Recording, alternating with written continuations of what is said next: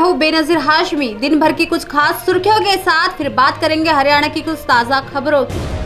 गुजरात लोकसभा चुनाव को लेकर अमित शाह की अध्यक्षता में रात 12 बजे से सुबह 5 बजे तक चली बैठक। राहुल ने मिजोरम में 5 किलोमीटर की पद यात्रा। आइजोल में बोले मणिपुर 2 हिस्सों में बंट गया है, मगर पीएम एक बार भी यहां नहीं आए।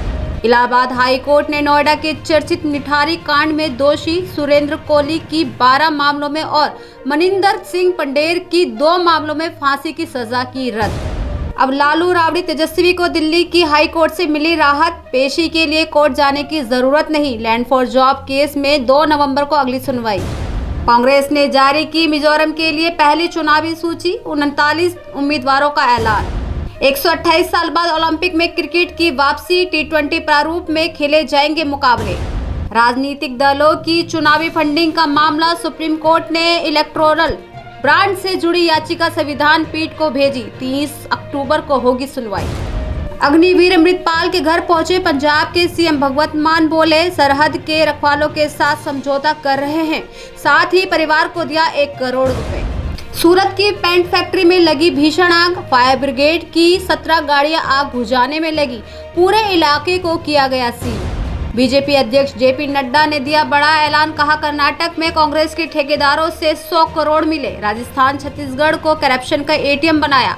अब एमपी और तेलंगाना पर नजर। इजरायली पीएम नेतन्याहू का बड़ा ऐलान। कहा दक्षिणी गाजा में नहीं होगा कोई सीज फायर। गाजा में डॉक्टर्स ने कहा अस्पताल खाली नहीं करेंगे। वहीं WHO ने कहा मरीजों को मजबूर करना मृत्यु दंड जैसा। बता दें 22 अस्पतालों में 2000 से ज्यादा पेशेंट्स। चलिए बता देते हैं आज के सोने के दाम। सोना 59,000 और चांदी 70,500 के पार। 60,000 तक जा सकता है सोना। टाटा मोटर्स के शेयर ने बनाया ऑल टाइम हाई। कंपनी के शेयर्स ने 677.80 के स्तर का छुआ। आज शेयर बाजार में गिरावट देखने को मिली। सेंसेक्स 44 अंक की गिरावट के साथ 66,238 पर खुला। ओलंपिक में शामिल हुए क्रिकेट सहित 5 और खेल। IOC से मिली मंजूरी। तो ये थी दिन भर की कुछ खास सुर्खियां। अब बात करते हैं हरियाणा की कुछ ताज़ा खबरों की। जेवर एयरपोर्ट तक बन रहे ग्रीन एक्सप्रेसवे पर कट उतार चढ़ाव बनाने की मांग को लेकर अब बल्लभगढ़ के मोहना गांव और आसपास के इलाकों के सरपंच और किसानों ने किसान एवं मजदूर संघर्ष समिति के बैनर तले धरना प्रदर्शन शुरू कर दिया है। बता दें कि विभिन्न गांव के सरपंच और पंचों का कहना है कि पिछले साल 3 मई 2022 को बल्लभगढ़ में एक कार्यक्रम में शामिल होने आए मुख्यमंत्री ने सरेआम घोषणा की थी कि मोहना गांव में ग्रीन हाईवे पर कट उतार चढ़ाव का रास्ता बना दिया जाएगा, लेकिन अब इस कट को अब तक किसी तरह से नहीं बनाया गया ताकि वहां के बिल्डरों को फायदा हो सके। साथ ही संघर्ष समिति ने सरकार को चेतावनी दी है कि यदि शनिवार तक उनकी मांग नहीं मानी गई तो वह केपी एक्सप्रेस पर बैठकर जाम लगा देंगे। देखिए एक रिपोर्ट। देखिए जहां भी संघर्ष होगा और आंदोलन होगा वहां पर भारतीय किसान यूनियन की हमारी दस्तक जरूर होती है। और ये जो मोहना गांव में आज से आंदोलन शुरू हुआ है, अनिश्चितकालीन धरना शुरू हुआ है, हम इसमें भारतीय किसान यूनियन की ओर से केवल समर्थन करने नहीं आए, इनका कंधे से कंधा मिलाकर के साथ देने के लिए आए हैं। और मुद्दा है 3 मई 2022 को हरियाणा के मुख्यमंत्री ने घोषणा की कि ग्रीन एक्सप्रेसवे पे मोहना में उतार चढ़ाव के लिए कट मिलेगा।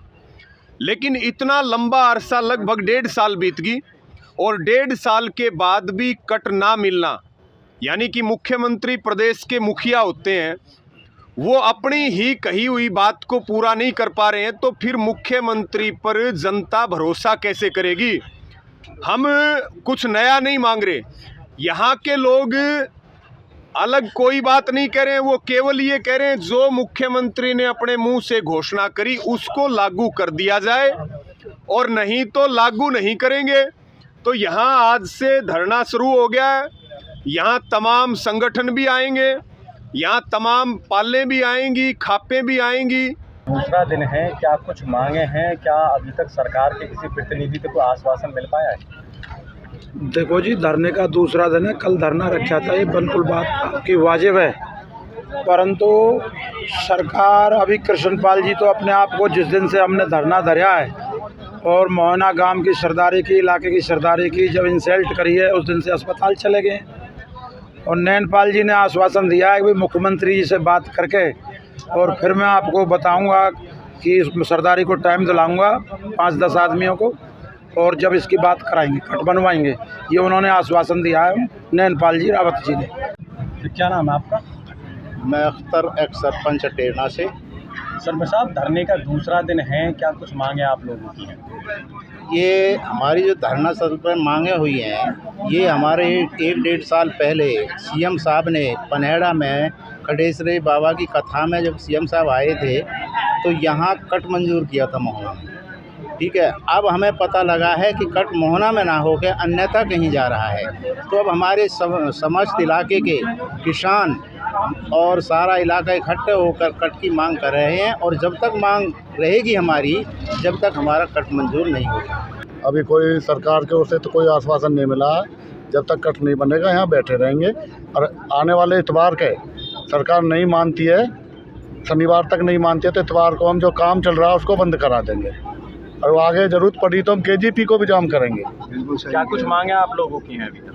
यही मांग है हमारी, कट की मांग है, और कोई मांग नहीं है। कट की मांग है भैया, हमें तो उतार चढ़ाव चाहिए। मुख्यमंत्री मनोहर लाल सुबह कुरुक्षेत्र से कैथल के लिए रवाना हुए और जनसंवाद कार्यक्रम में पहुंचे, जहां सीएम ने लोगों की समस्याएं सुनी। वहीं इसी दौरान सीएम ने अपने कार्यकाल में किए गए कार्यों की तारीफें भी की। सीएम ने कहा कि प्रदेश में पिछले 9 सालों में क्राइम और करप्शन को खत्म किया गया है। वहीं उन्होंने ये भी कहा कि प्रदेश में पिछले 9 सालों में लगातार विकास कार्य हुए हैं। साल 2014 में 15 मेडिकल कॉलेज थे, जिनमें उस समय 700 सीटें थी, लेकिन अब वह बढ़कर 2185 हो गई हैं, और हरियाणा में आगे कुल 21 मेडिकल कॉलेज होंगे। हरियाणा में मौसम ने ली करवट। फतेहाबाद में 15 mm व रतिया में 17 mm हुई बारिश, तो लाखों का धान हुआ खराब। बता दें कि फतेहाबाद में सुबह करीब 5:30 बजे 1 घंटे तक बारिश के चलते शहरी क्षेत्र में 15 mm बारिश हुई। बारिश के पानी की निकासी के पिछले दिनों आई समस्या का समाधान अभी तक नगर निगम परिषद व जन स्वास्थ्य विभाग ने नहीं किए, जिसके चलते अनाज मंडियों में खुले में रखी धान की फसल भीग गई। और बता दें कि अभी भी खुले आसमान के नीचे 10 लाख क्विंटल से अधिक धान पड़ा हुआ है। दरअसल उठान की बेहद धीमी गति के कारण किसानों को नुकसान उठाना पड़ा, और अब भीगी हुई धान की नमी बढ़ेगी, इसे सुखाने में समय लगेगा, जिसे किसानों को फसल बेचने के लिए और इंतजार करना पड़ेगा। ब्रिजमंडल शोभा यात्रा में हुई हिंसा भड़काने के आरोप में मोनू मानेसर की जमानत याचिका पर नूह कोर्ट में सुनवाई के बाद मोनू मानेसर के वकील LN परासर ने कहा कि FIR नंबर 37 में आज सुनवाई हुई है। उन्होंने बताया कि मोनू मानेसर को जल्द ही जमानत भी मिल जाएगी। साथ ही मोनू मानेसर पर IT एक्ट के तहत मुकदमा दर्ज किया गया था, जिसमें मोनू मानेसर को मानेसर से गिरफ्तार कर जिला कोर्ट में पेश किया गया था और बाद में उन्हें राजस्थान पुलिस को सौंप दिया गया था। उन्होंने बताया कि दोपहर 5 बजे जमानत याचिका पर फैसला आना है। हमें न्यायपालिका पर पूरा भरोसा है। ब्राह्मण समाज से जुड़ी प्रदेश भर की अग्रणी संस्थाओं ने करनाल में इकट्ठा होकर ब्राह्मण खाप हरियाणा का गठन किया है। दरअसल बता दें कि इससे पहले समाज का ऐसा मंच नहीं था। इसमें विजय जोशी को वरिष्ठ प्रदेश उपाध्यक्ष बनाया गया। ब्राह्मण खाप हरियाणा के प्रदेश अशोक शर्मा ने बताया कि समाज को एकजुट कर सामाजिक बुराइयों को दूर करने, सामाजिक राजनीतिक तौर पे समाज को मजबूत बनाने के लिए उद्देश्य को लेकर ब्राह्मण खाप का गठन किया गया है। ब्राह्मण खाप की कार्यकारिणी में राम निवास शर्मा फतेहाबाद, श्यामलाल शर्मा कुरुक्षेत्र, नरेंद्र देव शर्मा नारायणगढ़, मनोज गौतम महेंद्रगढ़ को प्रदेश उपाध्यक्ष बनाया गया है। जिला फरीदाबाद में ट्रैफिक से निजात पाने के लिए DCP ट्रैफिक अमित यशवर्धन ने अपने कार्यालय में सभी JO, TI और ऑटो यूनियन के प्रधान के साथ बीते दिन मीटिंग ली। बता दें कि इस दौरान आवश्यक दिशा निर्देश भी दिए। कहा कि ट्रैफिक नियमों का उल्लंघन किसी भी कीमत पर बर्दाश्त नहीं किया जाएगा। साथ ही ऑटो चालकों को जल्द से जल्द अपने ऑटो पर यूनिक नंबर लगवाने के निर्देश दिए। तो ये थी अभी तक की कुछ खास खबरें। कल फिर होगी मुलाकात ऐसी ही खबरों के साथ। तब तक के लिए बने रहिए हमारे साथ और देखते रहिए देश रोजाना। नमस्कार। हमारे साथ जुड़े रहने के लिए देखते रहिए देश रोजाना का YouTube चैनल सब्सक्राइब कीजिए। साथ ही देश रोजाना की खबरें सबसे पहले देखने के लिए प्रेस कीजिए बेल आइकन।